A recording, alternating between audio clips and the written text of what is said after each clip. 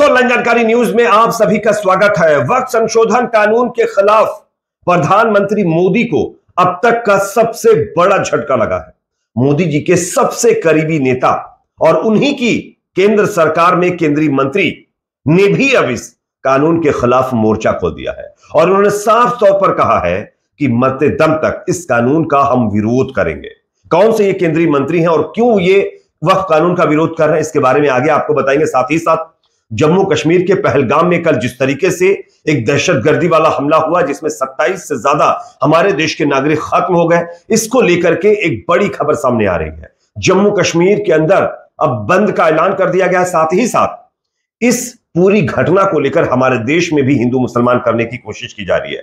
खास करके एक पार्टी की तरफ से इस पूरे मामले को हिंदू मुसलमान करके अपना बेनिफिट हासिल करने की कोशिश की जा रही, प्रयास किया जा रहा है। लेकिन उस पार्टी के लोगों को अब एक्सपोज किया जा रहा है और ये पार्टी कौन है आगे मैं आपको बताऊंगा। उससे पहले एक छोटी सी रिक्वेस्ट, अगर वीडियो पसंद आए तो लाइक जरूर करिए, चैनल पर नए हैं तो सब्सक्राइब करने के बाद बेल आइकन को प्रेस करना ना भूलें। बात करेंगे पहली और बड़ी खबर की। आप सब जानते हैं वक्फ संशोधन कानून के खिलाफ पूरे देश में लोग विरोध कर रहे हैं। लोगों का कहना है कि यह कानून कहीं ना कहीं गलत है, इसको रद्द किया जाना चाहिए। सुप्रीम कोर्ट ने भी वक्फ कानून के 2 प्रावधानों पर रोक लगा दी, लेकिन अब मोदी सरकार की मुश्किलें कम होने का नाम नहीं ले रही और बढ़ती जा रही है। अब देखिए स्क्रीन पर यह खबर, मुस्लिम संस्थानों में गैर मुस्लिम क्यों? वक्फ कानून के विरोध में उतरे जीतन राम मांझी, जताई ये आपत्ति।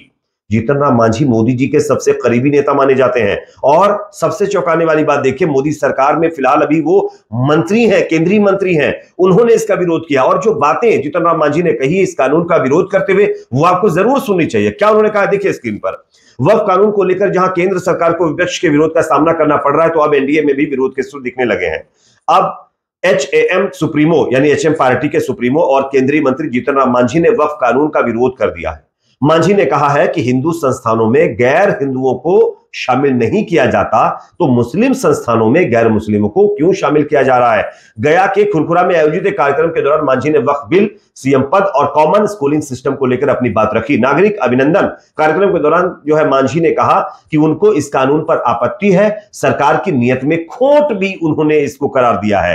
बाबा साहब अंबेडकर जयंती सप्ताह के मौके पर आयोजित कार्यक्रम में मांझी ने खुलकर अपनी बात रखी। मांझी ने कहा कि वक्फ कानून को स्वीकार नहीं किया जा सकता, वे अंतिम सांस तक इस बिल के खिलाफ लड़ाई लड़ेंगे। उन्होंने कहा कि यह एक तरफा कानून है, सरकार से वे इसे संशोधित करने को कहेंगे। कॉमन स्कूलिंग सिस्टम पर भी उन्होंने सवाल किया, लेकिन सबसे तीखा जो हमला उनकी तरफ से किया गया, जीतन राम मांझी की तरफ से किया गया, जो केंद्रीय मंत्री हैं, वो वक्फ कानून पर था। उन्होंने साफ साफ कहा कि जब तक वो जिंदा है तब तक इस कानून का विरोध करेंगे, इस कानून का कभी वो समर्थन नहीं करेंगे। ये अपने आप में मोदी जी की टेंशन बढ़ा देने वाली खबर है, क्योंकि मोदी जी के सरकार में ही अगर इस तरीके से बगावती सुर इस कानून को लेकर उठने लगे तो आने वाले दिनों में बीजेपी को इस कानून को हर हाल में वापस ही लेना पड़ेगा। और सुप्रीम कोर्ट के अंदर तो आप देख ही रहे हैं कि बीजेपी की हालत क्या हो चुकी है। इवन बीजेपी के कई और नेता इस कानून के विरोध में हैं, हालांकि वो बोल नहीं पा रहे, लेकिन अंदर ही अंदर वो इस कानून के खिलाफ है। और अब तो केंद्रीय मंत्री जीतन राम मांझी ने भी मोर्चा खोल दिया है। चलिए बात करते हैं दूसरी खबर की, जो कि सामने आ रही है। दोस्तों, कल आप लोगों ने देखा जम्मू कश्मीर के अंदर पहलगाम में किस तरीके से एक बहुत बड़ा आतंकवादी हमला हुआ, जिसमें हमारे देश के 27 लोग अब इस दुनिया में नहीं रहे, खत्म कर दिए गए। जिस तरीके से कुछ दहशतगर्दों ने इस नाजायज हरकत को अंजाम दिया, उम्मीद है कि हमारे देश की सेना उनको बहुत जल्द मिट्टी में मिलाने का काम करेगी। लेकिन दोस्तों, इस पूरी घटना को लेकर के हिंदू मुसलमान करने की कोशिश की जा रही है, और वो भी एक पार्टी की तरफ से जो अक्सर हिंदू मुसलमान करती है हर मुद्दे को, भारतीय जनता पार्टी। बीजेपी छत्तीसगढ़ के एक्स हैंडल पर यह पोस्ट किया गया, लिखा गया है, धर्म पूछा जाति नहीं, याद रखेंगे। और उसके बाद एक तस्वीर को शेयर करके देश के अंदर नफरत फैलाने का काम बीजेपी की तरफ से किया जा रहा है। यह आप देख सकते हैं। आप सब जानते होंगे कि आतंकवाद का कोई धर्म नहीं होता है, वो किसी को भी खत्म कर सकते हैं, उनके लिए धर्म कोई मायने नहीं रखता है। और ये यहां पर भी साबित हुआ है। आपको मैं दिखाना चाहूंगा बीजेपी जिस तरीके से इस पूरे मामले को हिंदू मुसलमान करने की कोशिश कर रही है। टेररिस्टों ने जिन 27 लोगों को खत्म किया है, इसमें आप एक और नाम देखिए कि जो है यहां पर एक मुस्लिम नाम के शख्स को भी खत्म किया गया है। 10 नंबर पर देखिए, लिस्ट में आपको दिखा रहा हूं, सैयद हुसैन शाह। और आप देख सकते हैं अनंतनाग जम्मू कश्मीर के ही रहने वाले हैं, इनको भी इन दहशतगर्दों ने खत्म कर दिया है। तो अगर वो जात के नाम पर, धर्म के नाम पर लोगों को खत्म करते तो शायद सैयद हुसैन शाह को ना खत्म करते। और इसको लेकर के सुरेंद्र राजपूत, जो कि कांग्रेस के प्रवक्ता, उन्होंने लिखा है, आज की आतंकवादी घटना पर हिंदू मुसलमान करने वाले लोग देश के दुश्मन हैं। भाजपा के नीच लोगों धर्म पूछ कर मारा होता तो सैयद हुसैन को ना मारा गया होता। यह आधिकारिक लिस्ट है जो कश्मीर आतंकवादी हमले में मारे गए, जिसमें 10 नंबर पर सैयद हुसैन का नाम है। ऐसे नीचता के ट्वीट देश का नुकसान कर रहे हैं और आतंकवादियों के मंसूबों को मदद कर रहे हैं। बाज आइए, ऐसी नीचता से देश आतंकवाद के खिलाफ एक है, यह कहते हुए बीजेपी को फटकार लगाई। और मामला यही नहीं रुकता है। अगर बात धर्म देखकर लोगों को खत्म करने की आती है तो अंकित सिंह नाम के यूजर ने देखिए 2 तस्वीरें पोस्ट की है। बीजेपी ने कश्मीर वाली तस्वीर पोस्ट की है और अंकित जी ने, आप देखिए किस तरीके से मुंबई जो है जयपुर सुपरफास्ट ट्रेन में 4 मुसलमानों को एक साइको टाइप का जो पुलिस ऑफिसर था, आरपीएफ का जवान था, उसने खत्म कर दिया था। इसी तरीके से वो तस्वीर भी शेयर की, लेकिन वहां पर तो किसी ने हिंदू मुसलमान नहीं किया। वहां पर तो आपकी जुबान तक नहीं हिली, क्योंकि कांस्टेबल जो ये था, इसने भी तो धर्म देकर ही लोगों को खत्म किया था ना। तब आपको नहीं नजर आया था, लेकिन यहां पर आपको धर्म नजर आ रहा, जबकि आतंकवाद का कोई धर्म होता नहीं है। तो इस तरीके की नीच हरकत कुछ पार्टी के तरफ से की जा रही है और लोगों को आपस में धर्म के नाम पर बांटा जा रहा है और यह सिलसिला शुरू हो चुका है। और ये एक ही पार्टी करती है जो अक्सर इस देश को नुकसान पहुंचा रही है तमाम चीजें कर करके। और आप सब जानते हैं कश्मीर में एक बहुत बड़ा सुरक्षा चूक का मामला सामने आया है। इससे पहले पुलवामा में भी यही हुआ था, वहां से भी सीख नहीं ली गई। आप सोचिए, जिस जगह पर यह हमला हुआ है वहां पर 4 से 5 हजार लोग मौजूद थे, बताया जा रहा है।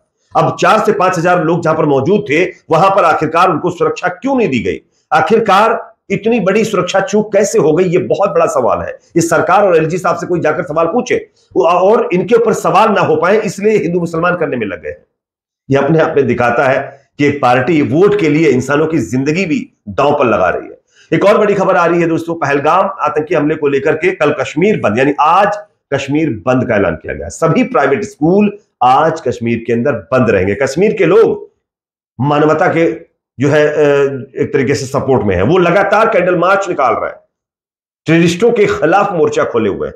लेकिन कुछ पार्टियां उसका गलत ही मतलब जो है एक मामला बता करके लोगों को आपस में बांटने का काम कर रही है। यहां पर देखिए, देवेंद्र पाल सिंह जो सिख समुदाय से ताल्लुक रखने वाले व्यक्ति हैं, उन्होंने लिखा है, चुनाव आने वाले हैं, धर्म पूछकर मारा मतलब समझ गए आप लोग, शायद बहुत बड़ी साजिश रची गई है ताकि धर्म के नाम पर लोगों का ब्रेन वॉश किया जाए। तो कहीं ना कहीं इन्होंने बीजेपी के ऊपर ही सवाल खड़े कर दिए कि कहीं ना कहीं बीजेपी की इसमें कोई चाल हो सकती है। इसी के साथ साथ देखिए, बिट्टू शर्मा लिखते हैं कि 28 घरों में मातम छा गया, पूरा देश गमगीन है इस नरसंहार पर, लेकिन बीजेपी को दुख है कि मारते वक्त धर्म ही क्यों पूछा, जाति क्यों नहीं। बीजेपी जैसी नीचता विपक्ष नहीं दिखा सकता, ये कहते हुए उन्होंने बीजेपी को आड़े हाथों लिया है। तो आप देख सकते हैं, जहां एक तरफ बीजेपी को चाहिए कि पूरे देश को एक साथ मिल करके सबको एक प्लेटफॉर्म पर लाए, सबको एक करे, लेकिन वो इस मौके को भी हिंदू मुसलमान में कन्वर्ट करके अपना बेनिफिट उठाना बंद नहीं कर रही है। मतलब सत्ता की मलाई के लिए ये लोग कुछ भी कर सकते हैं, देश का चाहे जितना बड़ा नुकसान हो, इससे कोई लेना देना नहीं है। सिर्फ इनको वोट मिलता रहे, और वोट मिलने के ऑप्शंस क्या क्या हैं? हिंदू मुसलमान, मंदिर मस्जिद, बहुत सारे ऑप्शंस हैं, वो सब एक पार्टी इस्तेमाल कर रही है। इस पर आप लोगों की राय कमेंट सेक्शन में रखिए। वीडियो पसंद आए तो लाइक करिए, शेयर करिए, चैनल पर नए सब्सक्राइब।